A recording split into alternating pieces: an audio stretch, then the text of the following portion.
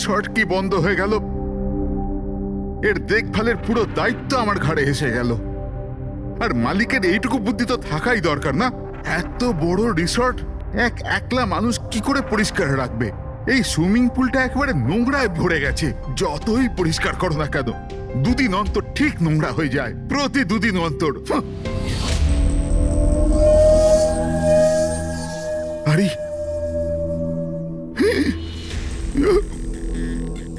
আরে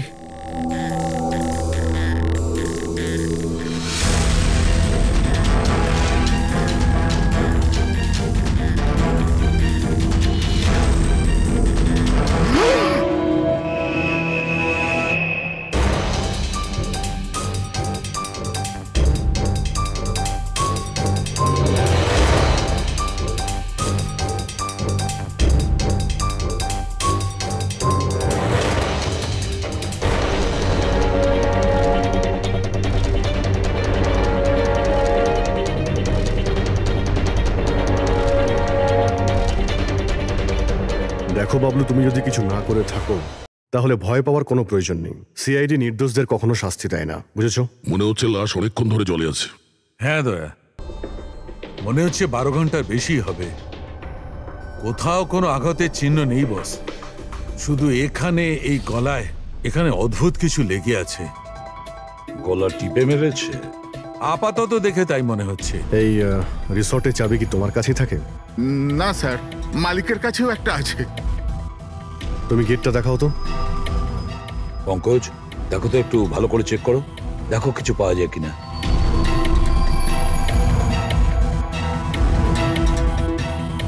উল্টে দাও, উল্টে।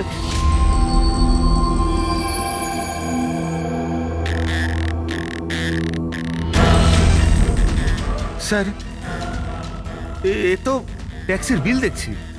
ইনি কাল রাত্রে ডোমেস্টিক এয়ারপোর্ট থেকে ট্যাক্সি ধরেছিলেন। পঙ্কজ, এই লাশটার ফটো তুলে এয়ারপোর্ট সিকিউরিটিকে দেখাও আর এর পরিচয় জানো। তালা তো ভাঙা নেই, তার মানে হলো কেউ চাবি দিয়ে খুলে ভিতরে ঢুকেছে, বা হয়তো অন্য কোনোভাবে। হতে পারে স্যার এই রিসর্টেরই কোনো কোণাতে এই অপরাধটা হয়েছে। বা হতে পারে দয়া ওকে এখানে মেরেই এখানে ফেলে দিয়েছে, বা অন্য জায়গায় মেরে ওর লাশটাকে এখানে ফেলে রেখেছে। পুরবী, এত বড় একটা গেটের উপর দিয়ে লাশকে নিয়ে ঝাঁপ দেওয়া অসম্ভব মনে হচ্ছে। অন্য কোনো রাস্তা দিয়েই ও লাশ নিয়ে ভিতরে এসেছে। কিন্তু স্যার, ভেতরে আসবার জন্য অন্য কোনো রাস্তা নেই এটা ছাড়া। আরে তুমি আমাদের কাজটা করতে দাও না, এদিকে এসো।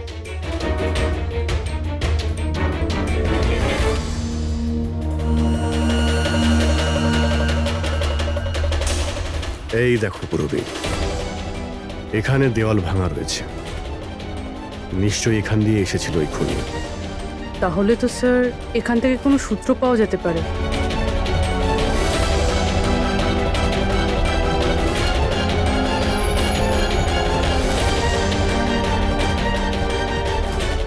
এই হলো প্রমাণ, এই সোনালী সুতো।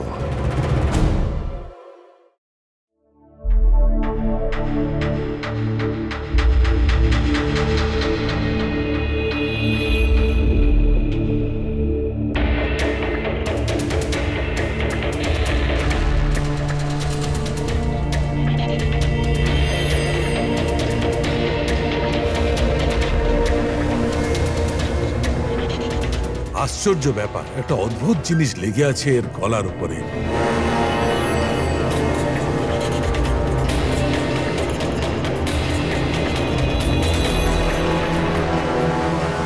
ও, কি হয়েছে স্যার? একটু শুঁকে দেখো এটা। মেহেন্দি? মেহেন্দি সারিকা, এর গলার উপর মেহেন্দির দাগ। সারিকা, এর মৃত্যু হয়েছে গলা টেপার কারণে। গলায় আছে মেহেন্দির চিহ্ন, তার মানে যে এর গলাটা টিপে ধরেছিল ওর হাতে মেহেন্দি লাগানো ছিল। আর খুনটা যে করেছে সে হয়তো কোনো মেয়ে, আর ও সেই সময় খুন করেছে যখন ওর হাতের মেহেন্দি ঠিক করে শুকোয়ও নি। রাইট। আজকাল এমনিতেও বিয়ের সিজন চলছে, হয়তো কোনো ফেস্টিভ্যাল, ফাংশন বা বিয়ে বাড়িতে গিয়েছিল। রাইট। এই জন্য অভিজিৎ ওখান থেকে সোনালি সুতো পেয়েছিল, হয়তো কোনো দামি ড্রেসে যেটা পরেও পার্টিতে যাচ্ছিল। তার মানে হচ্ছে এই সোনালি সুতো আর গলায় লেগে থাকে এই মেহেন্দি আমাদের খুনি পর্যন্ত পৌঁছে দেবে।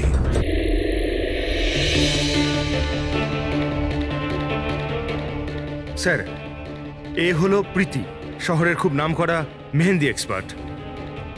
দেখো মা, আমি চাই যে তুমি লাশটাকে দেখো, আর এর গলায় যে মেহেন্দি লেগে আছে, যার দাগটা আমরা দেখতে পাচ্ছি, সেটার ব্যাপারে আমাদের ইনফরমেশন দাও। ডোন্ট ওয়ারি, ভয় পাবার কিচ্ছু নেই, আমরা সবাই এখানে আছি। ম্যাডাম, একজন খুনি বাইরে ঘুরে বেড়াচ্ছে, আপনি একটু সাহস করুন প্লিজ। আসুন। আমার মনে হচ্ছে কোনো মেহেন্দি পরা হাত এর গলাটা টিপেছিল, ভালো করে দেখুন একটু। আর কিছু মেহেন্দি ভিকটিমের চুলেও লেগে রয়েছে, মাথার পেছন দিকে। মেহেন্দির টেক্সচার খারাপ হয়ে গেছে, কিন্তু এটা মনে হচ্ছে যে এই মেহেন্দিটা হাত দিয়ে লাগানো হয়েছে। হাত দিয়ে? হ্যাঁ স্যার, বেশিরভাগ লোক আলাদা আলাদা ডিজাইন বানানোর জন্য স্টেন্সারের ব্যবহার করে। এই ডিজাইন স্টেনসিলে নয়, হাত দিয়ে করা হয়েছে। হ্যাঁ স্যার। আচ্ছা, আপনি প্লিজ 1 মিনিট এদিকে আসবেন।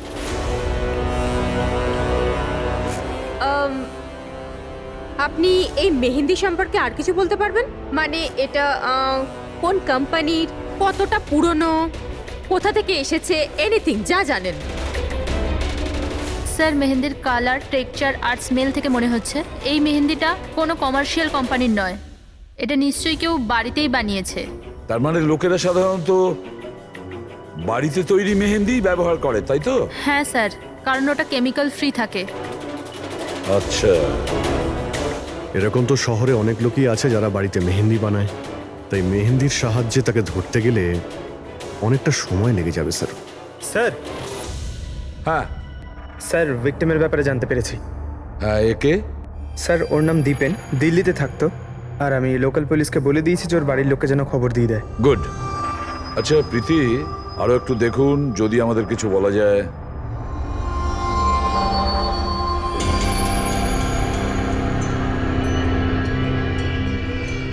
এক মিনিট স্যার। স্যার, মেহেন্দির ডিজাইন থেকে আর একটা কথা বোঝা যাচ্ছে। সেটা কি? স্যার, ওই মেয়েটার ব্যাপারে, যার মেহেন্দি এর ঘাড়ে লেগেছে, ওই মেয়েটার বিয়ে এমন একটা ছেলের সাথে হচ্ছিল যার নাম আর দিয়ে শুরু হয়। আর লেটার দিয়ে শুরু? সেটা কিভাবে জানা গেল? বেশিরভাগ নতুন বউ যখন মেহেন্দি লাগায় তো নিজের স্বামীর ইনিশিয়াল লেটার হাতে লেখায়, তো স্যার এটা সেই ইনিশিয়াল লেটার। হ্যাঁ বস, উল্টো আর লেখা আছে। আর তাহলে আমাদের খোঁজ নিতে হবে এই সপ্তাহে এই শহরে কটা বিয়ে হয়েছে আর কটা বিয়ে হতে চলেছে যেখানে পাত্রের নাম আর দিয়ে শুরু।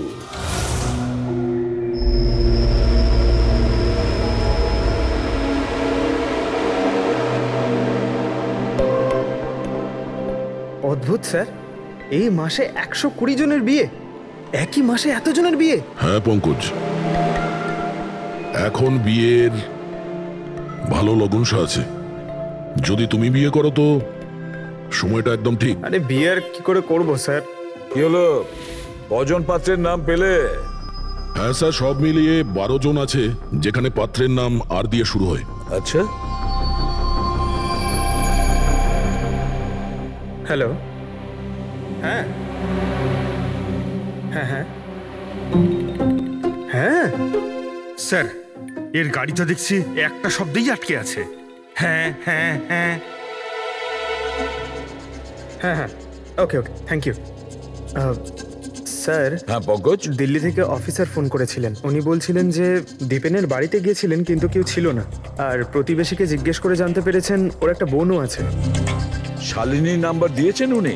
হ্যাঁ স্যার, পাঠিয়েছেন। আর উনি বলছিলেন যে দীপেন মাত্র 4 মাস আগেই ওখানে শিফট হয়েছে, একটা মেয়ের সঙ্গে ব্রেকআপ করে আর অন্য কারোর সঙ্গে বিয়ে করে নেয়, এই জন্য শালিনীর সঙ্গে ওর ঝগড়া হয় আর সেই জন্য এখানে চলে আসে। কি নাম বললে ওই মেয়েটির যে দীপেনকে মনে আঘাত দিয়েছে? ইরা। ইরা। স্যার হতে পারে কালকে রাত্রে দীপেন ইরার বিয়ে পণ্ড করতে এসেছিল এখানে, আর ইরা ওকেই মেরে দিয়েছে। আচ্ছা, এই ওয়েডিং কার্ডসে ইরা নামের কোনো মেয়ের কার্ড আছে?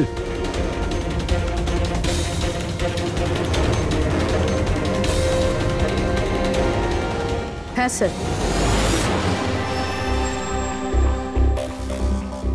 ইরা ওয়েটস রোহিত, এই দেখুন। এই দেখো, ইরা ওয়েটস রোহিত, আর ওদের বিয়ে আজকেই।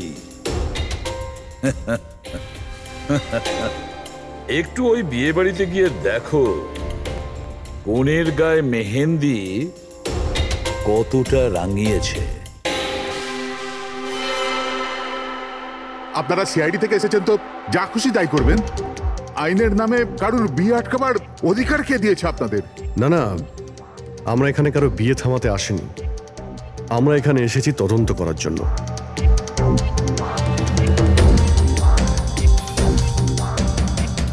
কিন্তু স্যার, আপনাদের এই তদন্ত আমার বোনের বিয়ের পরেও তো করতে পারেন। যত তাড়া আছে আপনাদের এই বিয়েটা করানোর জন্য, তার থেকে বেশি তাড়া আছে আমাদের খুনিকে ধরার জন্য।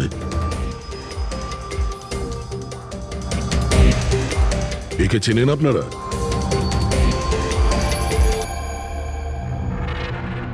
এটা তো দীপেন।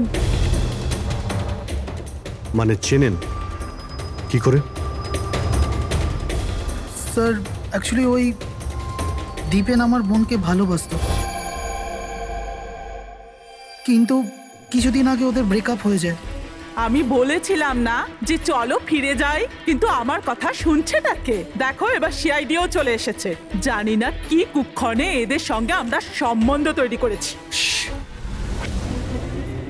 দেখুন, দীপেনের ঘাড়ে আমরা কিছু মেহেন্দির চিহ্ন দেখতে পেয়েছি, আর আমাদের সন্দেহ যে সেই চিহ্ন ইরার হাত থেকে এসেছে।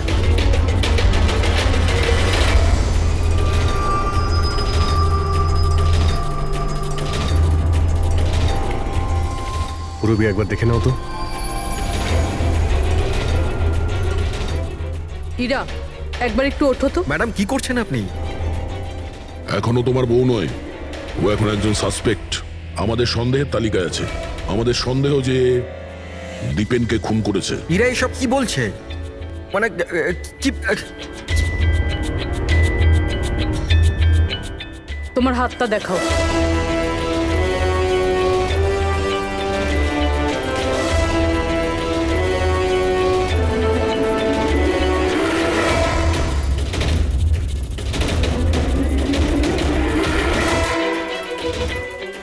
স্যার, এর মেহেন্দি তো একদম ঠিক আছে। আরে তাহলে দীপেনের গলায় যে মেহেন্দির দাগ ছিল সেটা কার হাতের ছিল? পুরবি, তুমি ওর ঘুমটাটা একবার তোলো। স্যার,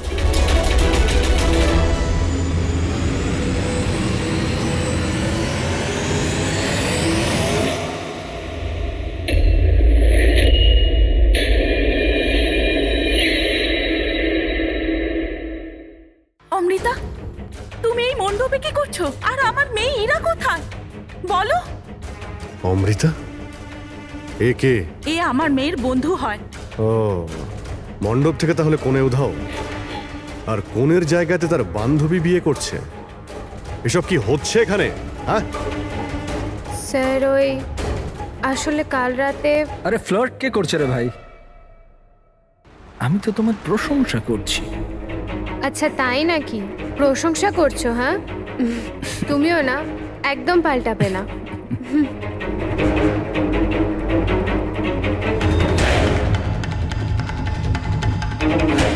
এই লোকটা কি জ্বালা। অমৃতা, অমৃতা শোনো। কার্তিক, কি হলো? ওই আমি এক্ষুনি দীপেনকে দেখলাম, ও ইরাকে টেনে নিয়ে যাচ্ছিল। দীপেন? হ্যাঁ। ওর এত সাহস কোথায়? ওইদিকে চলো।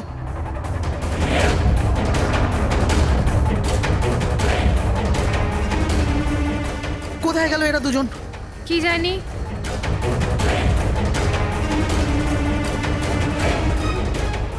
এটা তো ইরার ফোন। পাওয়া যায়নি ওকে? না স্যার, ওদের পাইনি।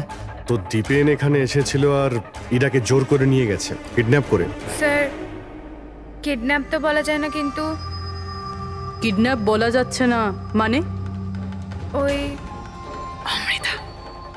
অমৃতা, এটা একটা মার্ডার কেস, আর সিআইডির কাছ থেকে কিছু লুকোনোর চেষ্টা করলেও সেটা খুব খারাপ হবে। অমৃতা, যা জানো সত্যি সত্যি বলো। স্যার সত্যি তো এটা যে ইরা এই বিয়েটা করতেই চাইছিল না। ও তো দীপেনকে ভালোবাসতো। ও তো শুধু বাড়ির লোকেদের চাপে পড়েও এই বিয়ের জন্য রাজি হয়েছিল। অমৃতা চুপ করো, আমি তো আগে থেকেই জানতাম এরা হলো 420। আর কি কি রহস্য রয়েছে যা এখনো সামনে আসতে চলেছে? এখানেই বলবেন নাকি সিআইডি ব্যুরোতে গিয়ে চা খেতে ইচ্ছে করছে? হ্যাঁ স্যার, ব্যাপারটা হলো গত কমাস ধরে আমার ব্যবসা ঠিকঠাক চলছে না, আমার প্রচুর লোকসান হয়ে যাচ্ছিল। সুশীল বাবু আমার বিজনেসটাকে স্টেবল করবার জন্য প্রচুর সাহায্য করেছে। তো নিজের মেয়ের বিয়ের ডিল করেছিলেন আপনি, যাতে আপনার ডুবে যাওয়া বিজনেসটা আবার ভালো মতো দাঁড়িয়ে যায়, কি? তাই ইরা উধাও হয়ে যাওয়ার পর অমৃতাকে এই মণ্ডপে বসিয়েছেন যাতে কোনোভাবেই এই বিয়েটা না আটকায়। বাহ! আর অমৃতা, তুমি এই পুরো ষড়যন্ত্রে এত সহজেই যোগদান করলে? আমি এসব কিছুই জানতাম না। আমাকে তো কার্তিক বলেছিল যতক্ষণ ইরাকে পাওয়া যাচ্ছে না আমি এখানে বসে থাকি। এখনই তো 7 পাক হতো, তারপর বিয়েও করে নিতে আমাকে ঠকিয়ে। না, আমি মণ্ডপ থেকে বেরোতেই যাচ্ছিলাম, আর তখনই সিআইডি এখানে চলে এলো, আর সত্যি সবার সামনে চলে এলো। অর্ধেক সত্যি তো সামনে এসছে, আর বাকি অর্ধেক সত্যি সামনে আসবে যখন এটা জানা যাবে যে দীপেনকে মারার পর ইরা কোথায় চলে গেছে। আমার মেয়ের উপর মিথ্যে অপবাদ দেবেন না স্যার। ও তো দীপেনকে ভালোবাসতো, ও কেন খুন করবে ওকে? যদি আপনার মেয়ে নির্দোষ হয় তাহলে ও বাড়িতে ফিরে আসেনি কেন? দীপেন খুন হওয়ার পর থেকে ও নিখোঁজ হয়ে গেছে।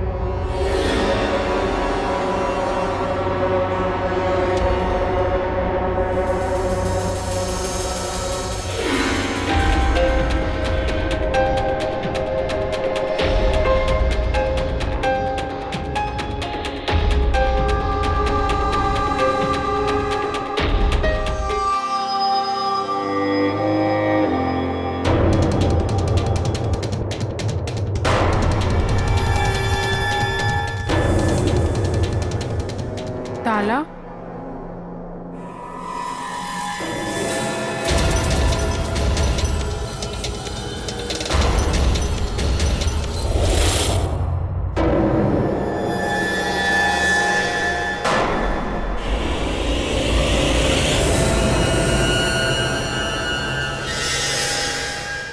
দেখো বস, ইরা নিজের মেহেন্দি পরা হাত দিয়ে দীপেনের গলা নিশ্চয়ই ধরেছিল, কিন্তু দীপেনের মৃত্যু ইরার হাতে হয়নি।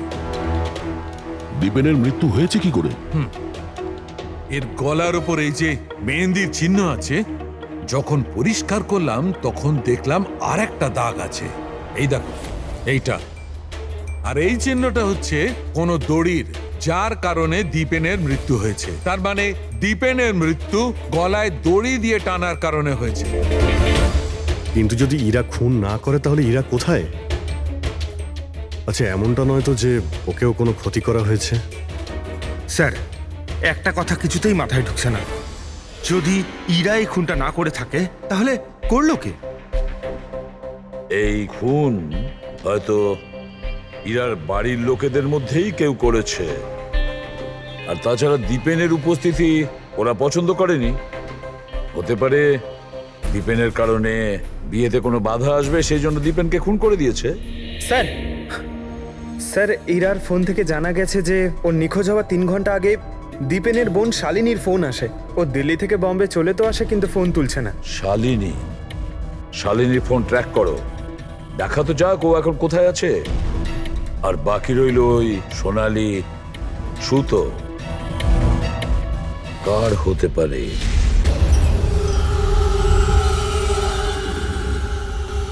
আমাকে আপনারা বলবেন এসবের মানেটা কি? আর আপনারা এই মেহেন্দি অনুষ্ঠানের জামা কাপড়গুলো এনেছেন কেন? দেখুন, আমরা কিছু সোনালি সুতো পেয়েছি ক্রাইম সিন থেকে, আর ওই সোনালি রঙের সুতো যার কাপড়ের সঙ্গে ম্যাচ হয়ে যাবে খুনি সেই। ইরাকে সন্দেহ করছিলেন, কি ওই সন্দেহ দূর হয়ে গেছে? হ্যাঁ, আপাতত তো ধরে নিন যে ওই সন্দেহটা দূর হয়ে গেছে, কারণ দীপেনের মৃত্যু দড়ি দিয়ে শ্বাসরোধ করে হয়েছে, ওই মেহেন্দি লাগানো হাতে নয়। তার মানে আপনাদের এটা মনে হচ্ছে যে খুনি আমাদের মধ্যে থেকে কেউ বোধহয় করেছে? কারেক্ট। এখন শুধু সেটাই দেখতে হবে যে ওই সোনালি রঙের সুতো কার কাপড়ের সঙ্গে ম্যাচ করে। আশ্চর্য, রেশমের ছোট ছোট টুকরো থেকে আপনারা এত বড় একটা সিদ্ধান্ত নেবেন। জানি না ওই টুকরোটা ম্যাচ করবে কিনা। অদ্ভুত কথা তো আপনি বলছেন রাজন বাবু। আপনার হঠাৎ খুব অসুবিধা হচ্ছে? উল্টে আপনার খুশি হওয়ার কথা যে আমরা আপনার মেয়েকে এবারে সন্দেহ করিনি।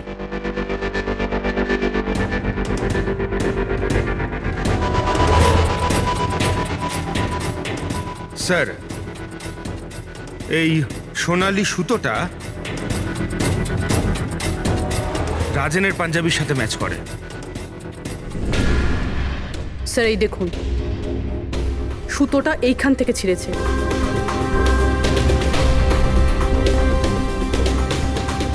আমি বলছি আপনাদের, ওই রাতে আমি দেখেছিলাম দীপেন আর ইরাকে একসাথে। তুমি কেন বুঝতে পারছো না? আমি তোমাকে ছেড়ে বাঁচতে পারবো না আমি বাঁচতে। আর তুমি আমাকে ছাড়া অন্য কাউকে কি করে বিয়ে করছো? যখন আমি নিচে পৌঁছলাম তো ওরা দুজন চলে গিয়েছিল, আর দীপেনের ঠিকানা ইরার পুরনো চিঠি থেকে আমি পেলাম। তারপরে আমরা ওর পুরনো বাড়িতে গেলাম।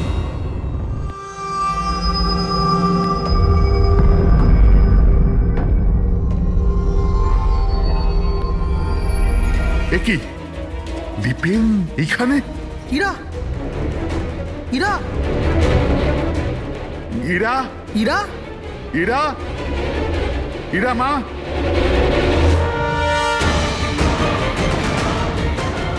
বাবা, এই দেখো, দীপেন ওর ফোনে ওর মৃত্যুর কারণ লিখেছে। কি লিখেছে এখানে? ইরা কে ছাড়া না আমার জীবনের কোনো মানে আছে না লক্ষ্য। ইরা আমার যদি না হয় কারোর হবে না। বিদায়। ও যদি আমার না হয় তাহলে কারোরই হবে না। আচ্ছা, এমনটা নয় তো যে দীপেন মারা যাওয়ার আগে ইরাকে কোনো ক্ষতি করে দিয়েছে?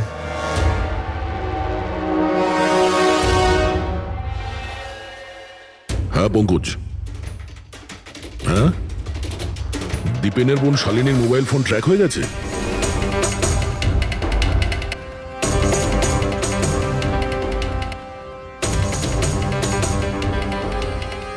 শালিনীর মোবাইল ফোনের নেটওয়ার্ক অনুযায়ী ও তো সকালেই এসে গেছে এখানে। হ্যাঁ, কিন্তু আমাদের ফোন তুলছে না কেন?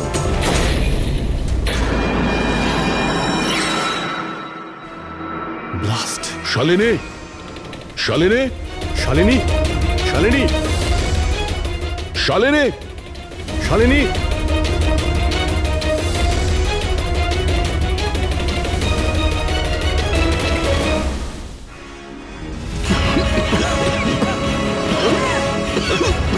শালিনী, শালিনী,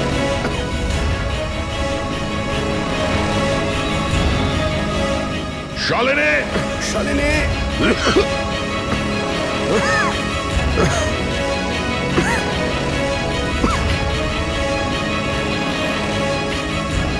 অভিজিৎ,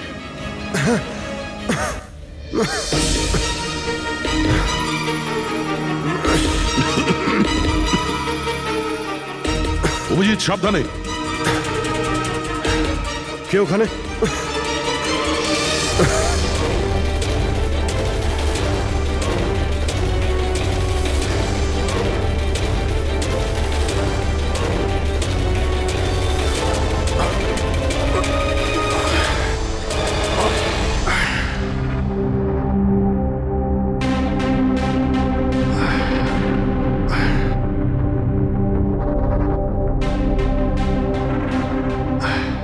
অভিজিৎ দা, এবার চোখ ঠিক আছে? হ্যাঁ স্যার, ঠিক আছে। এটা তো ভালো হয়েছে স্যার আমরা ওই বিষাক্ত গ্যাসে বেশিক্ষণ থাকিনি। কিন্তু স্যার, শালিনী আর ইরার অবস্থা খুব একটা ভালো নয়। ডক্টর ওদের দেখছে। কোন বিষাক্ত গ্যাস ছিল ওখানে? স্যার সেটা তো জানি না, কিন্তু আমার মনে হচ্ছে টাইম স্মোক বোম ছিল ওখানে। এই দীপেন স্যার পুরো প্ল্যান করে রেখেছিল। আত্মহত্যার পরে ও ইরাকেও রাস্তা থেকে সরাতে চেয়েছিল। হ্যাঁ স্যার, ও তো সুইসাইড নোটে লিখেও ছিল যে ইরা যদি ওর না হয় কারোর হবে না। স্যার। হ্যাঁ ডক্টর, ইরা কেমন আছে? স্যার ও এখন আউট অফ ডেঞ্জার, কিন্তু ওর এখনো জ্ঞান ফেরেনি। আচ্ছা, আর Shalini? I am sorry sir, আমরা ওকে বাঁচাতে পারিনি।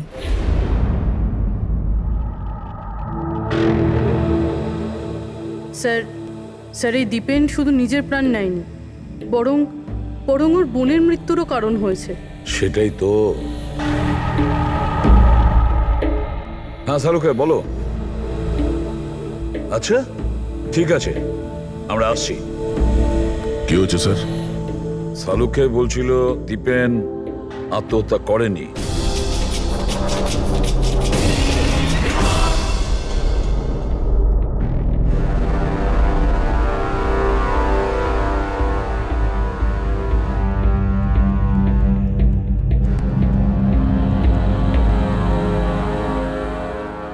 আরে বলে ফেলো না শালুকে, একবার ফাইনালি বলে দাও, দীপেন আত্মহত্যা করেছে নাকি ওকে খুন করা হয়েছে?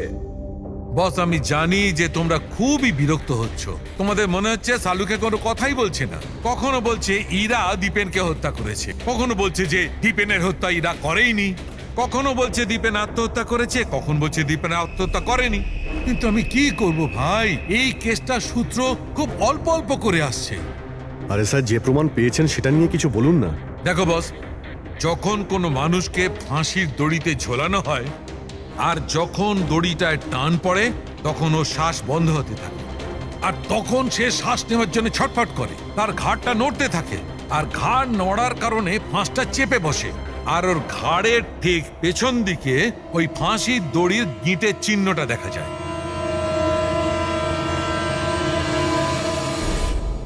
হ্যাঁ স্যার, দাগ তো আছে। আর স্যার এর ঘাটটা এইভাবে হেলে রয়েছে কেন? এটা কিসের জন্য? হ্যাঁ, এর ঘাটটা হেলে আছে কারণ এ আগেই মারা গেছে।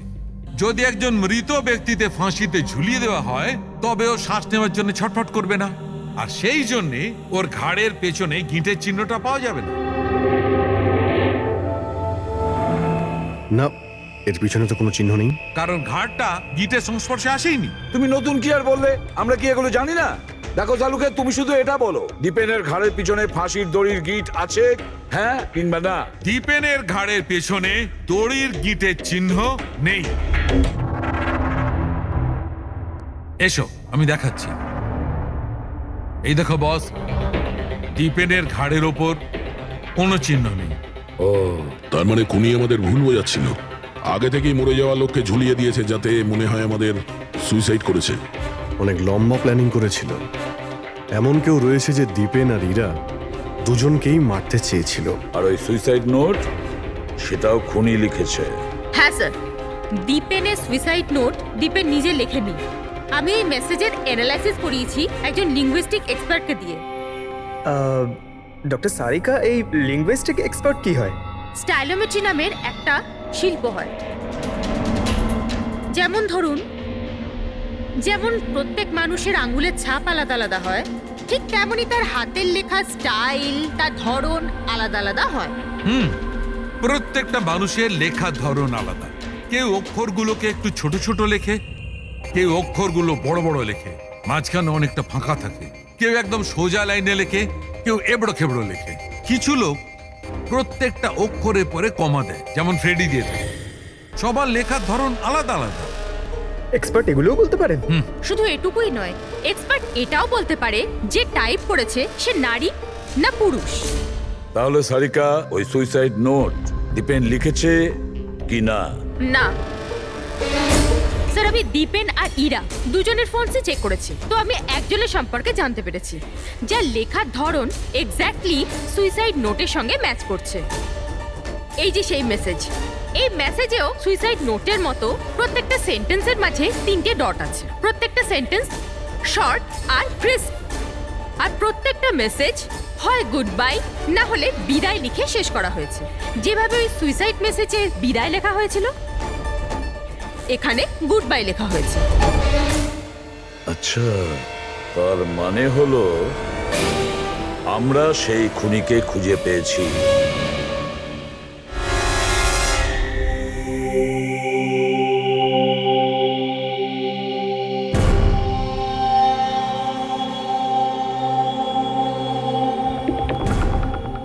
হ্যাঁ হুমকি দিচ্ছি, কি করবি তুই? সিআইডির সামনে কাউকে হুমকি দেওয়া ভালো কথা নয়। কিন্তু আমি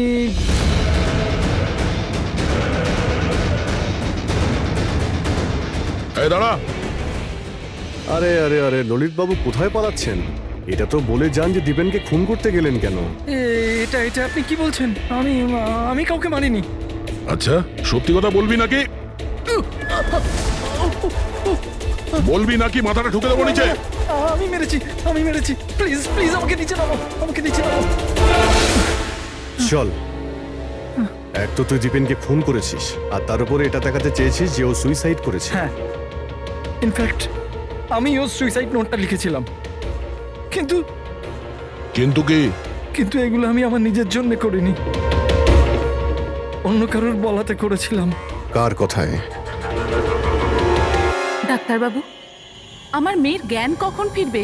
ভয় পাওয়ার কিছু নেই, খুব তাড়াতাড়ি জ্ঞান ফিরে যাবে।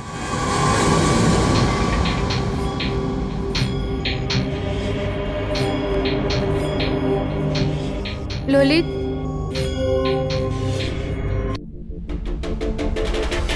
তোমার হাতে হাত করা কেন লাগানো আছে? আসামির হাতে হাত করা থাকবে না তো কি থাকবে বলুন তো? অপরাধী? হ্যাঁ, এই অপরাধী নিজের অপরাধ স্বীকার করেছে ললিত। দীপেনকে এই মেরেছে।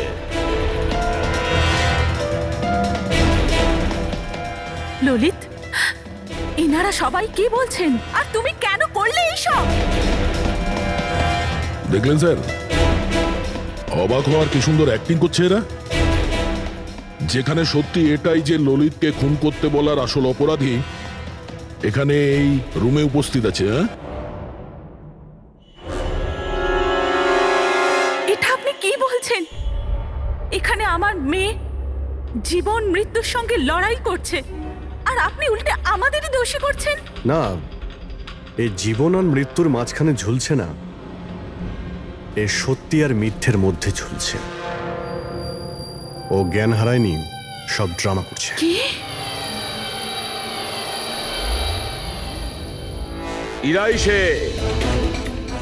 ইরাই ললিতকে বলেছে দীপেনকে মেরে ফেলার জন্য।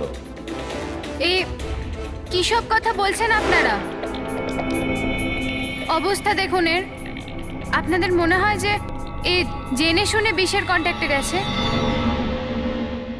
স্যার, ইঞ্জেকশন লাগিয়ে দিই? হ্যাঁ হ্যাঁ নিশ্চয়ই, তাড়াতাড়ি। এটা কিসের ইঞ্জেকশন লাগাচ্ছেন আপনারা? সত্যি কথা বলার, এই ইনজেকশনে একটা কেমিক্যাল আছে যেটা শরীরে যেতেই মানুষ সত্যি কথা বলতে শুরু করে।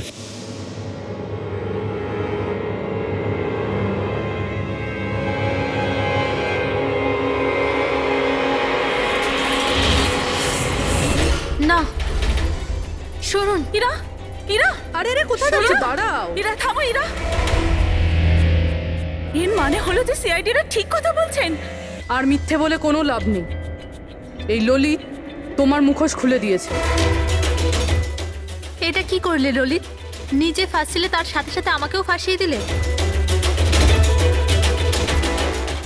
এরা এই প্রতিজ্ঞাটাই তো আমরা করেছিলাম ভালোবেসে, যে আমরা একসাথে বাঁচবো আর একসাথে মরবো। কি তোমরা দুজন একে অপরকে ভালোবাসো? এসব কবে? ইরা, তুই তো দীপেনকে ভালোবাসিস। হ্যাঁ, ও চাইতো, কিন্তু হঠাৎ করে ললিতকে ভালোবেসে ফেলে, আর এই সব কিছু করেছে ও নিজের বিয়ে ভাঙার জন্য। কিন্তু ভাগ্যক্রমে ইরার কাছে শালিনীর কল আসে যে দীপেন ইরার বিয়ে আটকাতে এসছে। আর ইরা খুব বড় প্ল্যান করেছিল। দীপেনের কাঁধে বন্দুক রেখে ও গুলি চালাতে চেয়েছিল। আর আমরা ভেবেছিলাম যে প্রথমে আমরা দীপেনকে মেরে দেবো।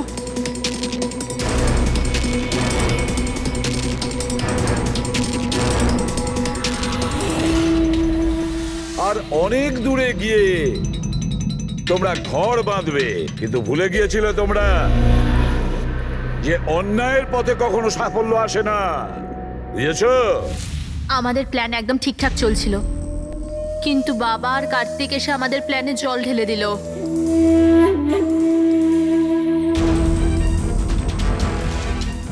তারপর আমাদের একটা নতুন প্ল্যান বানাতে হলো। আর ওই নতুন প্ল্যানেও আমার মরার অ্যাঙ্গেলটা ছিলই। বোমের ব্যবস্থা হয়ে গেছে। তুমি বোম ঠিক করে চেক করেছো তো? হ্যাঁ হ্যাঁ, করে নিয়েছি। কিছুক্ষণের মধ্যে বোম ফেটে যাবে। আর লাশের বন্দোবস্ত করেছো? হ্যাঁ, অসুবিধা ছিল, কিন্তু কিছু টাকা দিয়ে ওই লাশটাও পেয়ে গেছি। ব্যাস, তাহলে হয়ে গেছে কাজ। আমি লাশকে আবার নিজের জামা কাপড় পরিয়ে দেবো, আর যখনই বোম ফাটবে তখন সবার মনে হবে যে দীপেনের সাথে সাথে আমিও মরে গেছি। আচ্ছা, আমি বোমটা চেক করেছি। ওকে,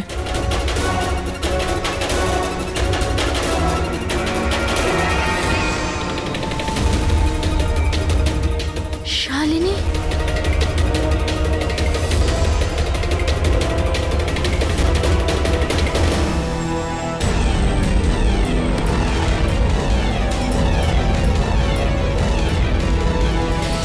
আর সেই কারণে তুমি শালিনীকে মেরে ফেলেছো। তো আর কি করতাম? সব দেখে নিয়েছিল, কোনো উপায় ছিল না। কিন্তু একটা কথা বোঝা গেল না, যে ওই বিষাক্ত গ্যাস ব্যবহার করেছিলে কেন? বিষাক্ত গ্যাস দিয়ে তো মুখ বদলে যাবে না ওই মর্গের মৃত লাশটার? হ্যাঁ, তাহলে তুমি এটা কি করে ভাবলে যে আমরা ওটাকে তোমার লাশ ভাববো?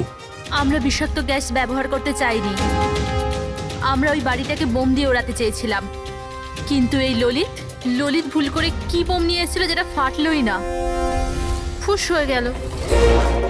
আর এর আগে আমরা আরেকটা বোমের ব্যবস্থা করতাম, আপনাদের গাড়ি আসার আওয়াজ আমরা শুনতে পেলাম। তখন আমাদের প্ল্যানটা চেঞ্জ করতে হলো। আর ও আমাকে ওখানেই বেঁধে চলে গেল, যাতে সবার মনে হয় যে অপরাধ আমি করিনি, আমার সাথেই হয়েছে। আর তারপর আমি বাড়ির অন্য একটা দিকে গিয়ে লুকিয়ে পড়লাম, যেখানে কোনো গ্যাস ছিল না। আর তারপর আমি ওখান থেকে প্রাণ বাঁচিয়ে পালালাম। আমরা এটা চাইছিলাম যে আপনাদের যাতে মনে হয় এই সমস্ত কাজকর্ম দীপেন করেছে। ও নিজে তো আত্মহত্যা করে নিল, কিন্তু ইরাকে মারতে অসফল হয়েছিল। নিজেদের জীবনটাকে সুন্দর করবার জন্য একটা নয়, দুটো নয়, তিনটে প্ল্যান করেছিলে তোমরা, আর দুটো নিরীহ লোকের প্রাণও নিয়েছো তোমরা। এবার জেলের গড়াদের পেছনে পৌঁছতে পৌঁছতে প্ল্যান তৈরি করো ফাঁসি থেকে নিষ্কৃতি পাওয়ার জন্য।